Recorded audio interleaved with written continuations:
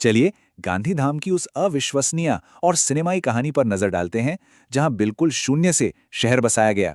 विभाजन के बाद विस्थापित सिंधियों के बेजोड़ जज्बे को ये कहावत बिल्कुल सटीक तरह से बयां करती है।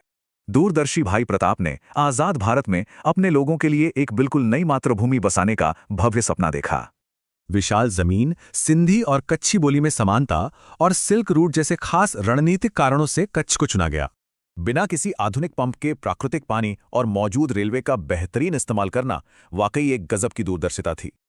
और सोचिए, महज 5 महीनों के बेहद छोटे से समय में ही इतनी विशाल जमीन का सौदा पक्का हो गया। इसका पैमाना बहुत विशाल था। भाई प्रताप ने शुरुआत में ही 15,000 एकड़ जमीन के लिए बातचीत की थी। हालांकि सरकारी बदलावों के चलते समझौता 2600 एकड़ का ही रहा, लेकिन उनका भव्य नजरिया पूरी तरह बरकरार रहा। महात्मा गांधी और सरदार पटेल के साथ दशकों पुराने राजनीतिक संबंधों ने ही इस असंभव सपने को हकीकत बना दिया। वास्तुकला को देखें तो एकदम आधुनिक ग्रिड सिस्टम डिजाइन करने के लिए दुनिया भर के बेहतरीन विशेषज्ञों को बुलाया गया। रेगिस्तान की गर्मी और भूकंप के जोखिमों से निपटने के लिए उन्होंने खुद के इनोवेटिव खोखले ब्लॉक तक बना डाले। घरों के साथ दुकानें और शानदार ट्रांजिट प्लानिंग, ये लोग वाकई अपने समय से कई दशकों आगे चल रहे थे।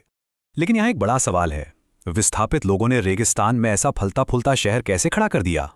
इस विश्लेषण में हमने गांधीधाम के इस अविश्वसनीय और अनकहे इतिहास की महज एक छोटी सी झलक ही देखी है।